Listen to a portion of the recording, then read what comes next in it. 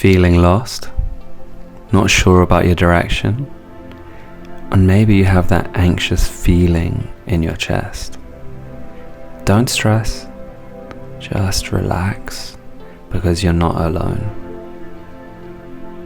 The reality is that it's dark out there, and it's only getting darker. It doesn't seem that we're being led by people who have our best interests at heart, but that's okay. I think it's probably already been that way, and maybe we're becoming more aware of what's really going on.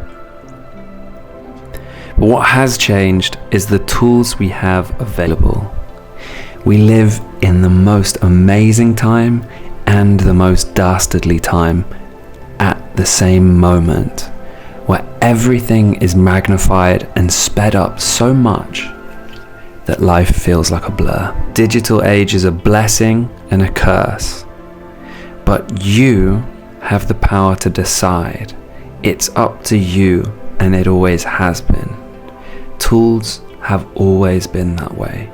You can take a hammer and you can create a house with it, or you can equally use it to hit someone and hurt them. The way you use things is totally up to you, so know that deep in your heart.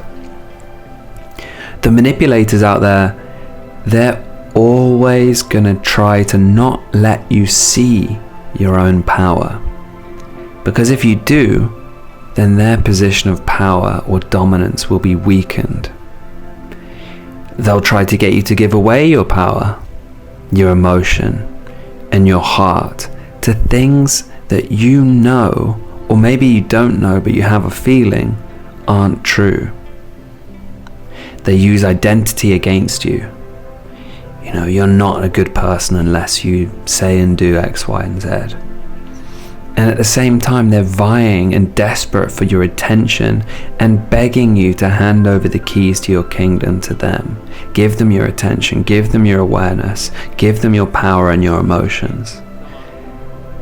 Whether that's emotional, physical, or financially, they're coming for you, and there's more and more out there.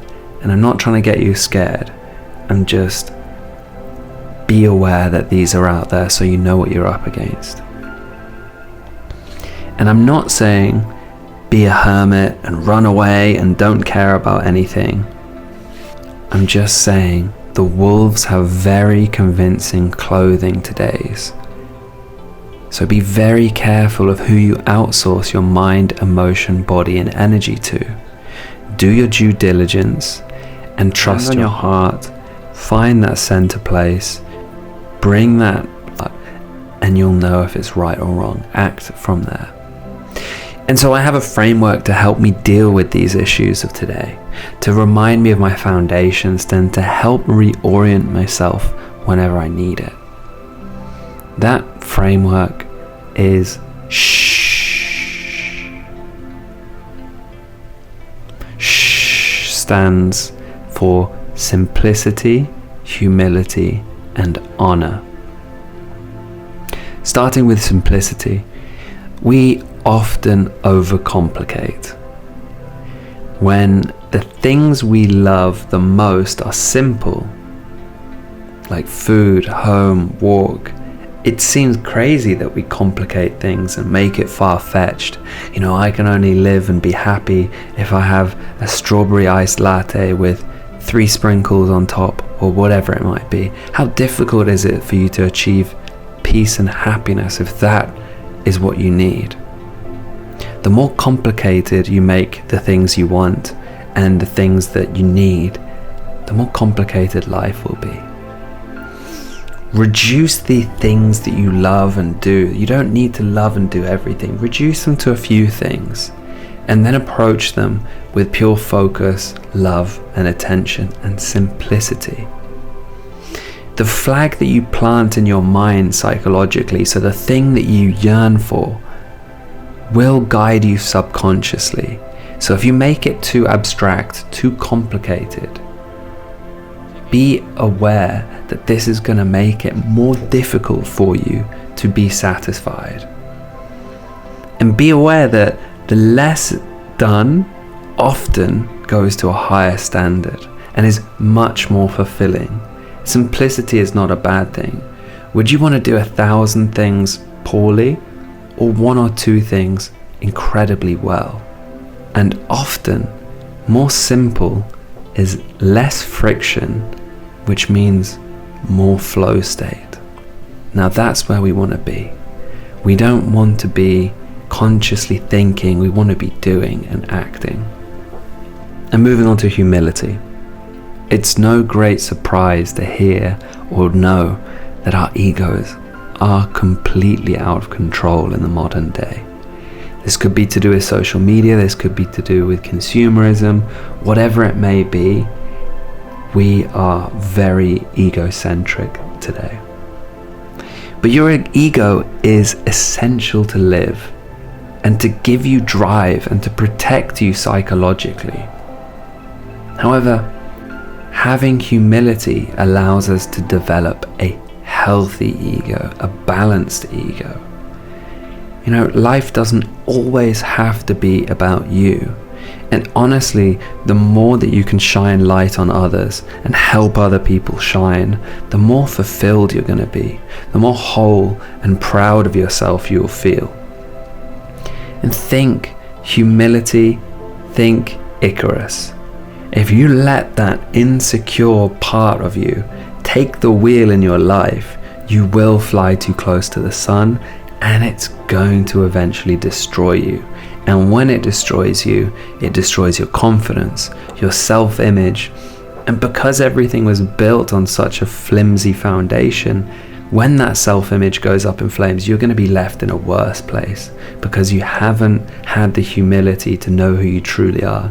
You've built your identity and everything around a false lie. And so it really hurts when you have to reassess that self-image. Build on the ground with humility, with solid foundations, and you can always feel secure and confident in who you are. And thirdly, honor. Live with honor clearly in your awareness. There is a psychological idea where you have 2 selves. You have the experiencing self and you have the remembering self. The experiencing self is what you feel and are aware of in the moment, and the remembering self is how you remember that event that you did. And typically they are opposed. So let's take, McDonald's for example. Your experiencing self might be loving it when that sugary, salty, horrible goodness hits your tongue. You might love it, but afterwards you're like, oh, I feel crap about that, I don't like it. And so you have this dichotomy or difference. But imagine a run or going to the gym. Often the things that we don't want to do or are difficult in that experiencing self become the things that are really positive in our remembering self and end up being good for us long term. So think, how can I live knowing that my remembering self is going to be proud of what I'm doing? How can I bring that to my mind and do things that my remembering self will be proud of? This will drive you towards honor. If you do your best, if you tend towards honor and act with the best intentions, then you cannot go wrong. You may not always do things correctly or perfectly, but if you did your best and if you live with your head held high, then if it goes wrong, you will learn to be better next time because you're genuinely trying to be better.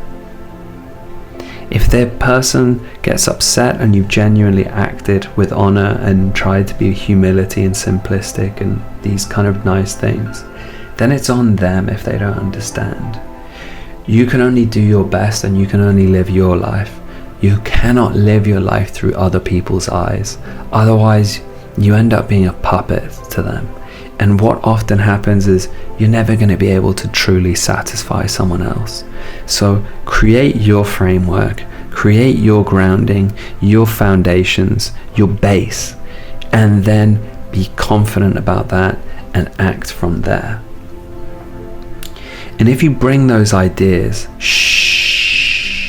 simplicity, humility, and honor into your awareness, it's often like pouring water over a burning forest. It puts out the fire and soothes the ground, leaving the terrain perfect and fertile for new life, healthier life. And when your home is firmly built on solid foundations of S.H.H, you can be calm, confident, and loving to all who enter your sphere. You don't stress about the small things, and you have the resilience of an ox. I recommend that you write these 3 words down on a page, and then see what associations you have, see what comes up, and start consciously making the associations that you want rather than everyone else making them for you. Start building consciously the life that you want. Thank you so much for taking the time. If you made it this far, you're an absolute legend, and I love you to bits. Love to hear your thoughts on it. This was just a morning session where I had a little chat with myself, and I wrote this down, so I thought I'd share it with you. Thank you very much for your time. Much love, guys. Bye bye.